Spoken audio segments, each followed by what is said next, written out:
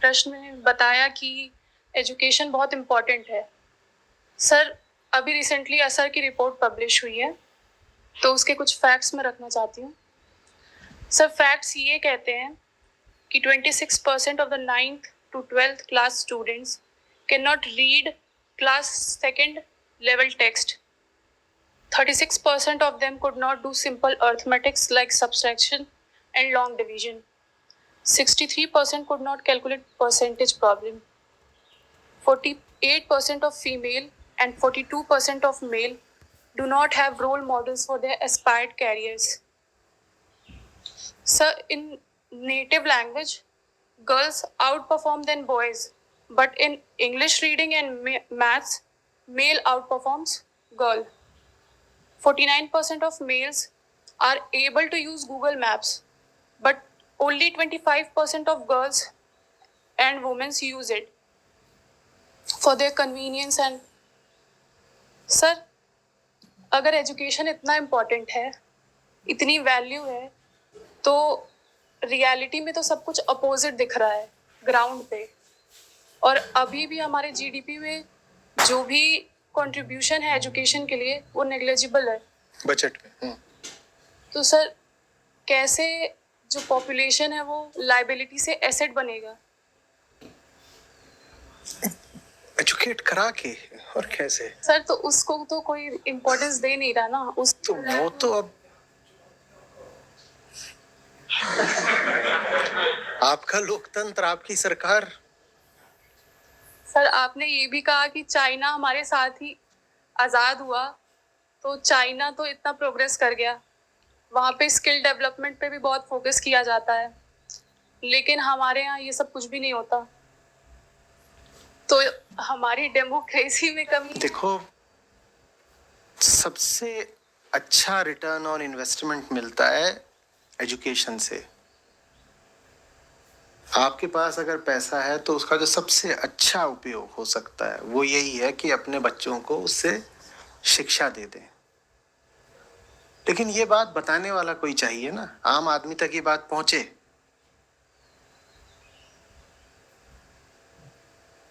जब उस तक ये बात नहीं पहुंचेगी तो वो फिर या तो उनको पढ़ने भेजता नहीं है, या वो पढ़ने जाते भी हैं तो घर में कोई शिक्षा पे जोर नहीं रहता। और चूंकि उसको ये बात नहीं पता है तो वो फिर ऐसी सरकारें पिछले 70 साल से लगातार चुनता हुआ आया है जो कि शिक्षा को बजट में बहुत कम एलोकेशन देते हैं। और उतना कम एलोकेशन होता है तो न तो वहां पर जो स्कूल का इंफ्रास्ट्रक्चर है वो किसी स्तर का होता है, न जो शिक्षक हैं उनकी सर्विलेंस हो रही है कि वो क्या पढ़ा रहे हैं क्या नहीं पढ़ा रहे हैं। तो उनको भी अगर ले लो जिन्होंने ड्रॉप आउट नहीं किया और आगे बढ़ गए प्राइमरी सेकेंडरी, उनकी भी वही हालत है जो आपने बोला कि 9वीं 10वीं के बच्चे हैं और दूसरी किताब नहीं पढ़ सकते। 11वीं 12वीं वाले हैं, उन्हें जोड़ना घटाना नहीं आता। ग्रेजुएशन वाले हैं, उनको परसेंटेज निकालना नहीं आता। ये मूल्य व्यवस्था से हो रहा है समाज की, और समाज को उसके मूल्य कोई भीतर से तो मिलेंगे नहीं, किसी आदर्श से मिलते हैं, उसके नायकों से मिलते हैं, रोल मॉडल से मिलते हैं। हमने जो आदर्श चुने हैं वो शिक्षा की बात कहाँ करते हैं, 100 तरह की बातें होती हैं। अब चुनाव आएगा, इसमें सब नेता तमाम तरह के कस्में वादे आपको बताएंगे, ठीक है। मैनिफेस्टोज आएंगे आपके सामने कि हम क्या करके दिखाएंगे क्या नहीं। उसमें शिक्षा की बात कौन कर रहा होता है, पर्यावरण की बात कौन कर रहा है, क्लाइमेट चेंज की कौन बात कर रहा है? आप उनसे पूछो कि आपके इलेक्शन मैनिफेस्टोज वगैरह में या आप की टीवी डिबेट्स में या आपकी जो रैलीज हैं, स्पीचेस हैं, इनमें हमें कहीं पर भी शिक्षा जैसा महत्वपूर्ण मुद्दा क्यों नहीं दिखाई दे रहा? तो कहेंगे क्योंकि इस पर वोट नहीं मिलते। शिक्षा की बात करो तो वोट नहीं मिलते। बात यह है कि वोटर को भी ये बताना पड़ेगा ना कि शिक्षा महत्वपूर्ण है, तो उसको पहले ये शिक्षित करना पड़ेगा कि शिक्षा महत्वपूर्ण है। और वो दायित्व तो नेता का है। जब नेता जनता के आगे आगे चलने को तैयार हो तो वो जनता को शिक्षित करता है। जब नेता जनता के पीछे पीछे चलता है तो कहता है जनता जिन मुद्दों पर वोट देगी मैं तो उन्हीं मुद्दों की बात करूंगा बस। जनता के पीछे जब चलते हैं ना नेता, तो कहते हैं जनता जिन मुद्दों पर वोट दे सकती है मैं उन पे बात करूंगा, और जनता जिन मुद्दों पर आंदोलित करी जा सकती है, भड़काई जा सकती है, मैं उन मुद्दों की बात करूंगा। लेकिन एक दूसरे किस्म का भी नेता होता है, जनता के आगे चलता है। वो कहता है कि मैं सिखाऊंगा जनता को कि कौन से मुद्दे आवश्यक हैं और किन मुद्दों पर वोट दिया जाना चाहिए। जनता को शिक्षित करने वाला नेतृत्व तो नहीं मिला भारत को।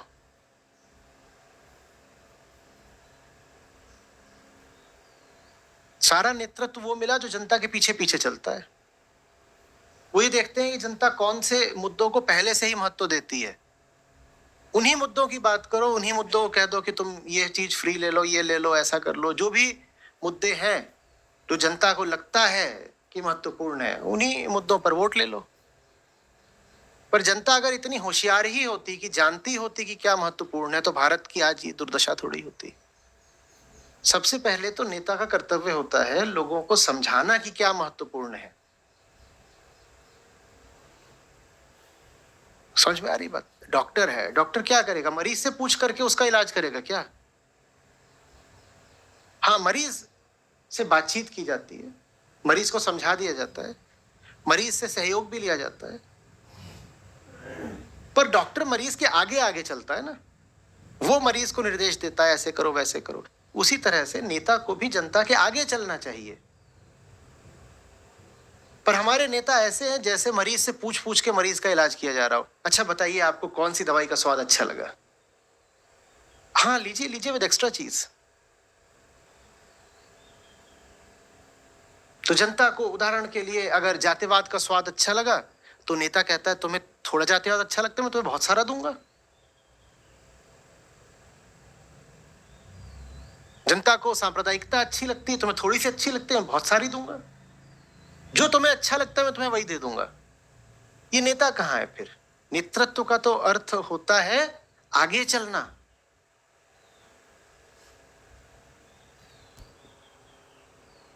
कोई और जगह हो तो जिस तरीके का व्यय हम शिक्षा पर करते हैं जीडीपी की तुलना में, इसी बात पर सरकारें बने और गिरें।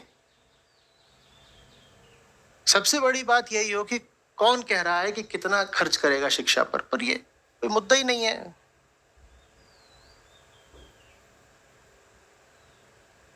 समझ रहे हो बात? तो ये सूरत बदलेगी कैसे? ये ऐसे ही बदलेगी। नेता तो शायद आगे आकर ये काम करने से रहे, तो आम लोगों को ये काम करना पड़ेगा। इंसान को इंसान तो शिक्षा ही बनाती है। कौन सा राष्ट्र कितनी उन्नति कर रहा है ये उसके शैक्षणिक संस्थानों पर निर्भर करता है। आपको एप्पल दिखाई देता है और गूगल दिखाई देता है और माइक्रोसॉफ्ट दिखाई देता है, उसके साथ में आप हार्वर्ड और वॉर्टन और एमआईटी को भूल जाते हैं क्या? और हार्वर्ड, वॉर्टन, एमआईटी के बिना गूगल, एप्पल, माइक्रोसॉफ्ट हो सकते हैं क्या? बोलिए। पर ये आज की बात नहीं है कि आप कहें कि ये तो आईटी आपने बोल दिया। पीछे चले जाओगे तो चाहे मैन्युफैक्चरिंग हो, चाहे बैंकिंग हो, फाइनेंस हो, उनमें अगर अमेरिकन कंपनियां अग्रणी रही हैं तो हर अग्रणी अमेरिकन कंपनी के साथ आपको एक अग्रणी अमेरिकन यूनिवर्सिटी का नाम सुनने को मिलेगा। आप एक कंपनी बोलोगे, मैं एक यूनिवर्सिटी बोलूंगा, और वो साथ साथ चलते हैं। वो यूनिवर्सिटी ना हो तो कंपनी नहीं हो सकती। और बहुत सारी कंपनियां तो यूनिवर्सिटी से ही निकलती हैं, उनके इंक्यूबेशन सेंटर्स से। भारत जब यूनिवर्सिटीज का कोई स्तर ही नहीं रखेगा तो यहां तुम कहां से किसी भी तरह की प्रगति तरक्की ले आ लोगे। और मैं आध्यात्मिक तरक्की की तो बात भी नहीं कर रहा अभी, मैं तो साधारण आर्थिक सामाजिक तरक्की की बात कर रहा हूं। हमारी यूनिवर्सिटीज देखी है ना,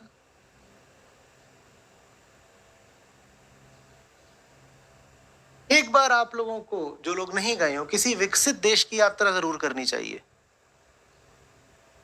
और वहां किसी और जगह जाइएगा चाहे नहीं जाइएगा, यूनिवर्सिटी कैंपस जरूर जाइएगा, और तब पता चलेगा कि हम इतना पिछड़ क्यों गए। ये जो इन्होंने आंकड़े बताए वो आंकड़े नहीं है, वो ऐसे हैं कि दिल का दौरा पड़ जाए। सोचो 10वीं 12वीं का लड़का है और उसको, और इसमें भी जो इन्होंने बताया वो दोहरा दीजिएगा या बाद में कभी जब होगा तो, उसमें भी लड़कों और लड़कियों में अंतर था। आज के समय में आपको गूगल मैप लगाना नहीं आता, आपकी जिंदगी कहां पहुंचेगी।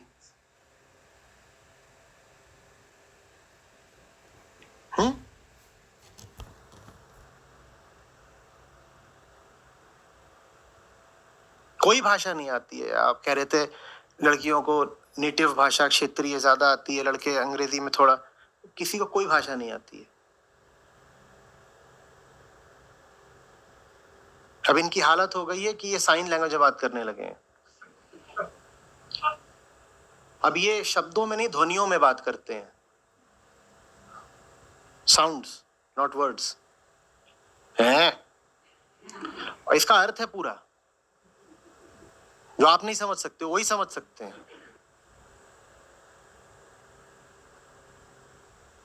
कुछ दिनों में ऑडियो डिक्शनरीज होंगी जिसमें शब्द नहीं होंगे, ध्वनियां होंगी, और उनके भी अलग अलग तरीके के यूसेज लिखे होंगे कि ये जो ध्वनि है इसका निम्नलिखित 8 प्रकार से इस्तेमाल हो सकता है।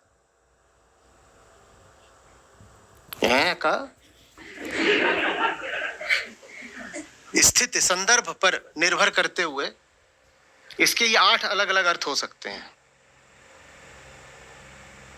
हम पशु बनते जा रहे हैं। जानवर भी तो करते हैं ना संवाद, कैसे करते हैं? यही करके हैं। इधर से कभी चले जाओ भैंसों, वहां भी इतनी जो आवाजें हो रही होती हैं, क्यों हो रही होती हैं? ऐसे ही थोड़ी हो रही हैं, वो बात कर रहे हैं।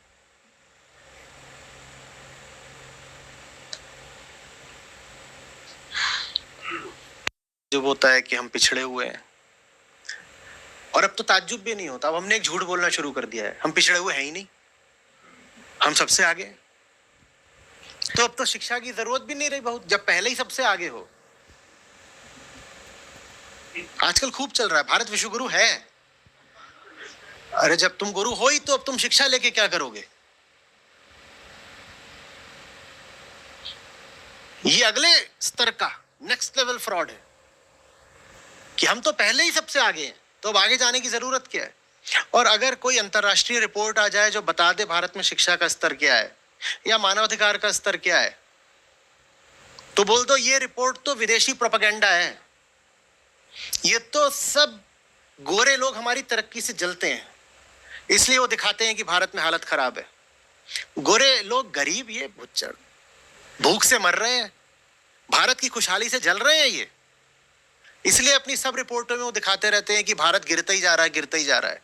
सच तो ये है कि भारत अपने स्वर्ण युग में है। अब काहे को किसी तरक्की की जरूरत भी बचे, जब सब तरक्की हो ही चुकी है? तो अब करना क्या है? जब बीमारी है ही नहीं तो इलाज क्यों हो?